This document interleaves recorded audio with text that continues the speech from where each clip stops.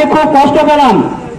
আমরা ব্যানারে লিখেছি যে খাতড়া এলাকার নাগরিক সমাজের ডাকে যে দিকে দিকে নারী নির্যাতন ঘটছে খাতড়া এলাকায়, সবাই একযোগে আমরা ভিক্ষার মিছিলে সামিল হব।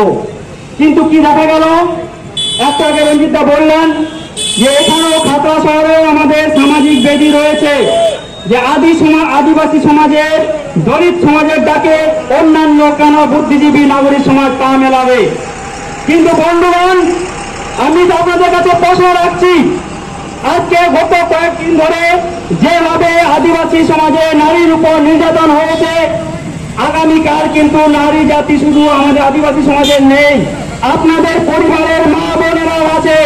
আপনাদের পরিবারের মা বোনেরা যাতে সুরক্ষিত থাকে সেই ব্যবস্থার জন্য সামনে এগিয়ে আসুন।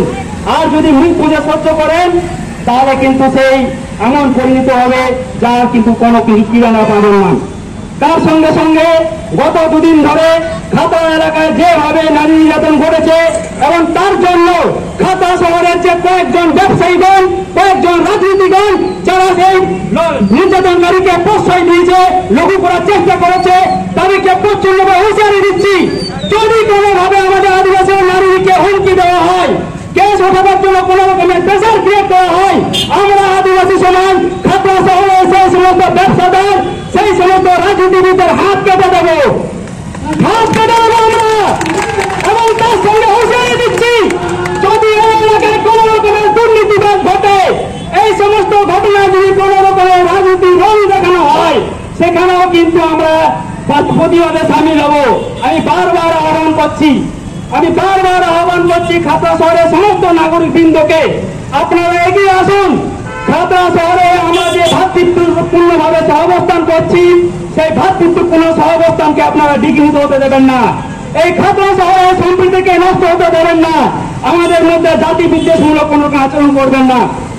কয়েকদিন আগে খাতড়া শহরে যে দুর্ঘটনা ঘটেছিল, সেখানে আমাদের আদিবাসী সমাজ এবং খাতড়া শহরের বাউরি সমাজের মধ্যে একটা দাঙ্গা লাগাবার চেষ্টা করা হচ্ছিল, যেখানে বলা হচ্ছে যে খাতড়া শহরের বাউরি সমাজ নাকি এই আদিবাসীদের বিরুদ্ধে রুখে দাঁড়াবে এবং সেই নির্যাতনকারীর পাশে দাঁড়াবে। তার সঙ্গে সঙ্গে আমি পুলিশ প্রশাসনকে ধন্যবাদ জানাবো যে দেরিতে হলেও পুলিশ প্রশাসন যথেষ্ট সহযোগিতার হাত বাড়িয়েছে। কিন্তু পুলিশ প্রশাসনের কাছে আমি অনুরোধ করছি, আপনারা এমন কোন ধারা বসাবেন না যাতে সে দোষী ব্যক্তি সহজে ছাড়া পায়। যদি কোন রকমের রাজনৈতিক প্রভাবে বা কোন খাতড়া শহরের ব্যবসাদারদের প্রভাবে আপনারা সেই কেসটাকে লঘু করার চেষ্টা করেন, আমরা কিন্তু আপনাদের বিরুদ্ধে রাস্তায় নামবো।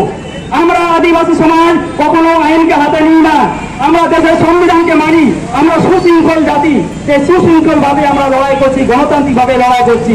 আমাদের সত্যের সীমা শেষ হয়ে যাচ্ছে, আমাদেরকে এমন কোন রাস্তায় নিয়ে আসবেন না যেখানে আমরা এমন কোন রাস্তা তৈরি করব যাতে আমাদের এই জায়গার এই সুন্দর পরিস্থিতি, শান্তিপূর্ণ পরিস্থিতিটা বিঘ্নিত হয়।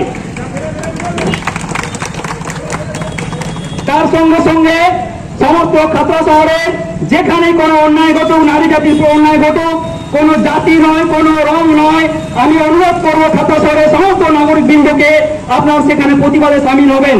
কে কোন জাতির নারী, কে কোন ধর্মের নারী, এটা ভুলে যান।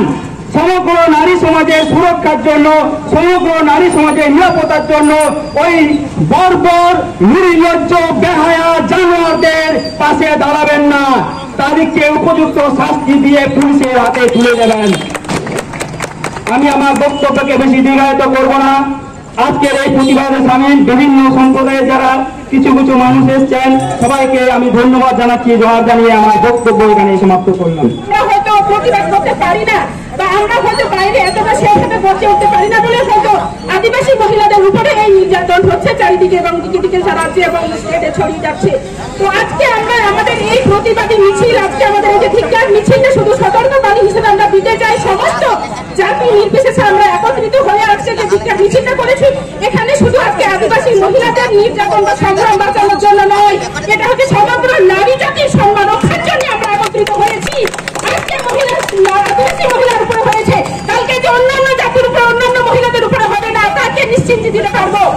তাহলে আমরা আজকে দিনে মহিলারা ৭৭তম স্বাধীনতা, আগামী দিনে পতাকা উঠবে, দিকে দিকে প্রচার হবে যে উন্নয়ন উন্নয়ন বা আমাদের সমাজ এগিয়ে চলেছে, আমাদের ভারতবর্ষে উন্নয়ন উঠছে পড়ছে।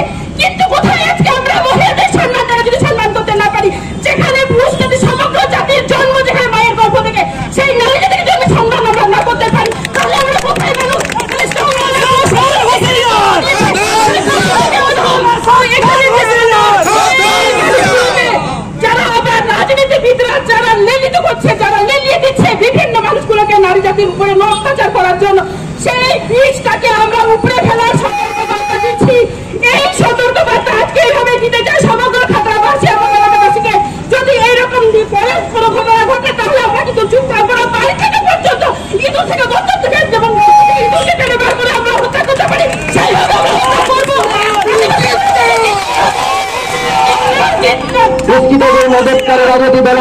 আমরা হুঁশিয়ার